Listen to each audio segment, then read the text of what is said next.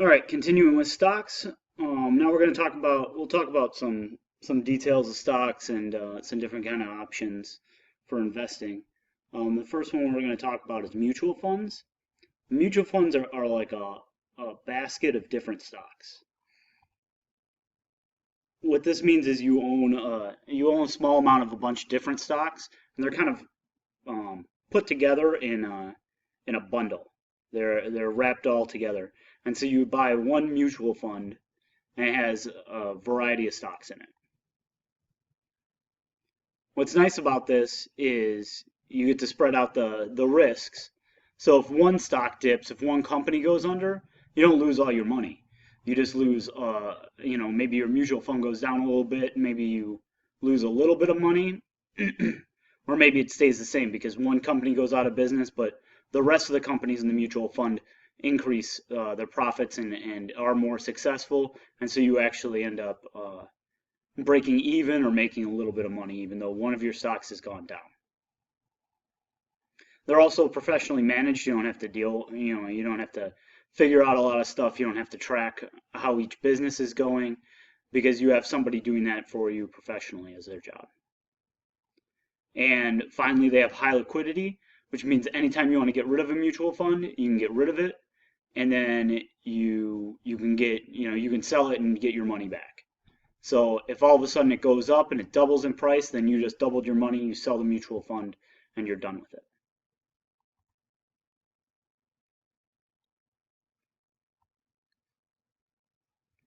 So now we're going to talk about like why companies buy or sell stocks, and what's tied to that is how companies raise money to do research, to invent new products, to um, create new products just for startup costs, stuff like that. Before they actually start making money. So one way they can make money is borrow money from the bank. That's kind of the normal way. That's how most businesses start up. The second way is to sell stocks, which is what we've been talking about. Which stocks are you sell a part of the ownership of the company. You sell a part of the ownership of the company. Another way is to issue bonds. Bonds are really similar to stocks, but they're not stocks. They're a little bit safer than stocks, and so we're going to talk about bonds in a second. Uh, Companies issue them, but they're a little bit different. Now, a bond is like it's like an IOU from a company. Instead of a company going to the bank and getting a loan and then paying that loan back with interest, they go to you and take a loan from you. And so, if you buy a bond, it's like you're buying It's like you're giving that company a loan that they promise to pay you back with interest. So they're going to pay you back the money you gave them for the bond plus more, plus extra.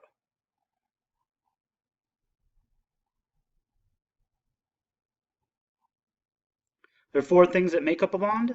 You have the maturity date, which is the length of time that the investor gets paid back in. And so um, you have to buy the bond and then you have to sit on it for a set amount of time. So you can't just cash it in. So the liquidity of a bond is a little bit lower than generally what a stock is. The coupon rate is the interest rate that you receive. It's how much money you're going to get. Um, it's how much money you're going to get from giving that company the loan.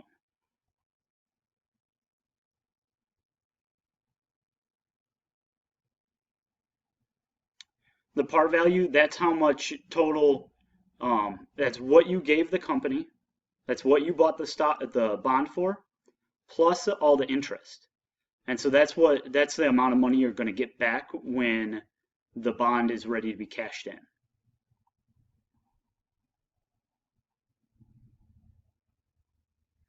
And then the yield is how much money you make yearly from the bond, like how much money a year you will make from the bond.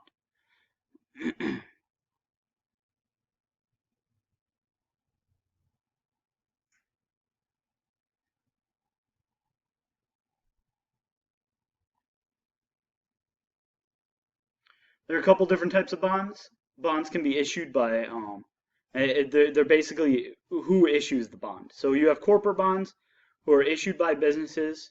They have a higher interest rate. They're, these are private businesses asking for a loan by selling you a bond.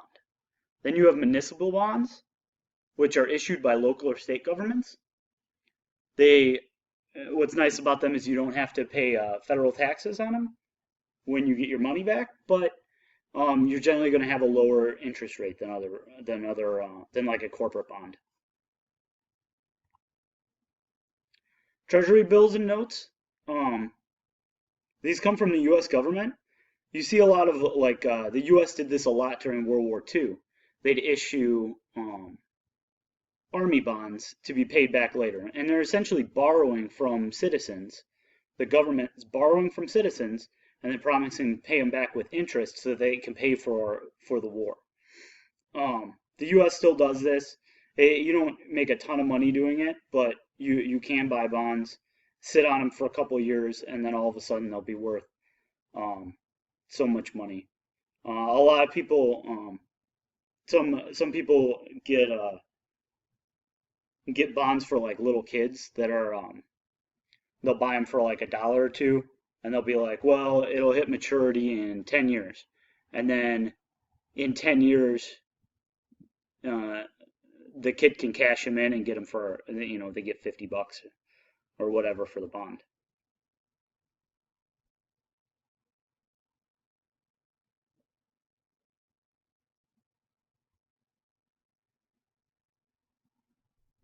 Now, why would companies rather issue bonds over stocks? This is interesting because um, stocks are nice because you're not going to lose money on the stock. When you issue stocks, if a company issues stocks, you're not going to lose money. On a bond, you can lose money because you're paying them back. You're paying back a loan with interest. However, the big plus side about issuing bonds over stocks is that stocks make you give up part of the ownership of your company. Bonds don't. Bonds, you still, if I issued a bond for just some business that I started, then I still own 100% of the business. Nobody else owns it. Nobody else can try to take it over or take control of my company. I still have control of the business. I just owe whoever buys the bonds money.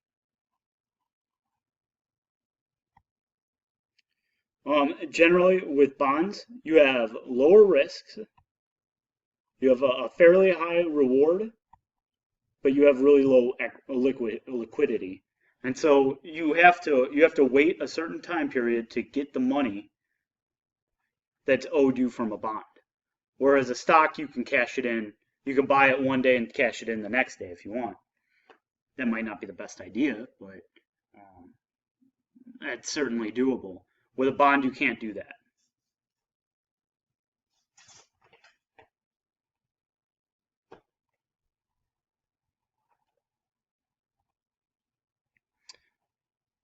So general kind of basic rules for building wealth.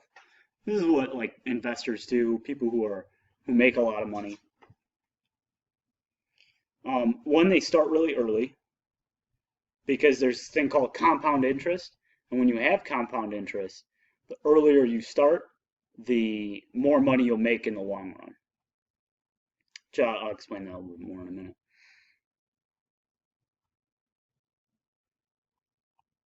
You want to buy and hold, which means you want to keep your money invested. You don't want to sit on it. You don't want to just put it in a savings account because then you're making a really low amount of interest. Whereas you're only making, say you're making like 2% interest in a savings account. Whereas if you have them in mutual funds or stocks or bonds, you could be making 10 to 20% increases over however long you're holding that money. The final thing is diversity. You don't want to put all your money into one set of stocks. You don't want to put it all into one mutual fund, one set of stocks, one set of bonds, because then if that one thing that you're invested in crashes, then you've lost everything. You've lost all the money you have invested.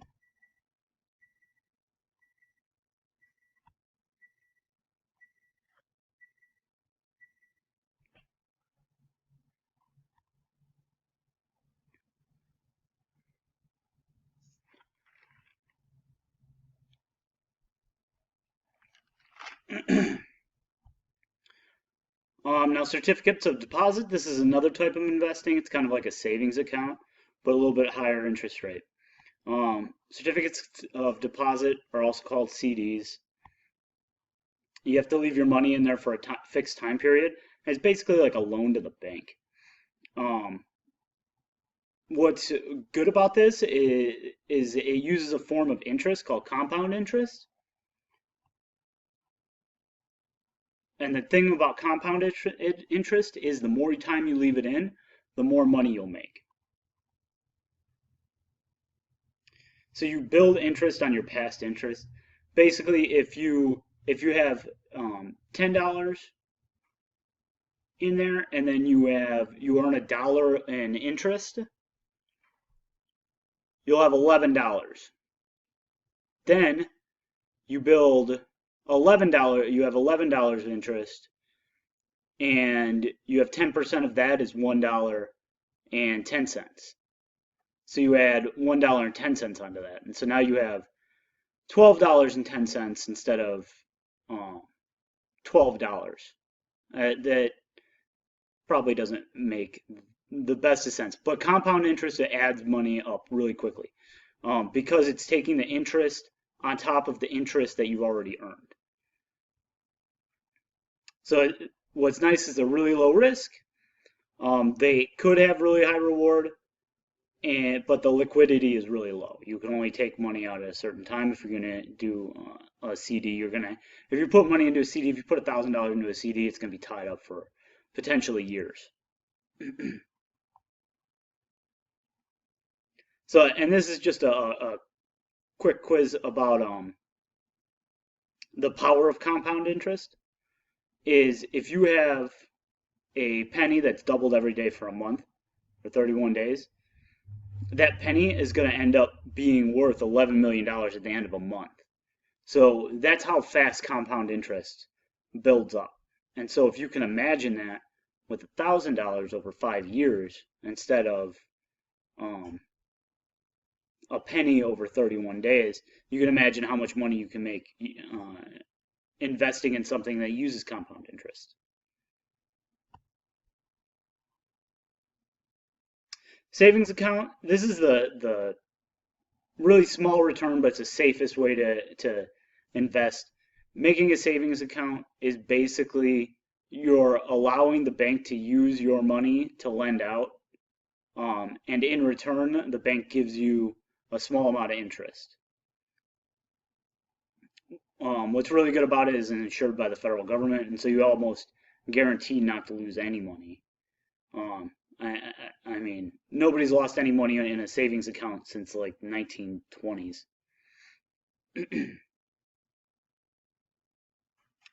And the difference between CDs and savings account is that you can pull your money from a savings account at any time. With a CD, you can't, but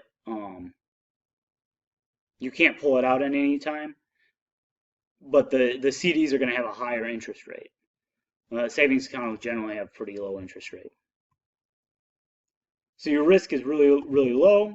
Your reward is really, really low. Liquidity is really high. So real quick, the risk pyramid.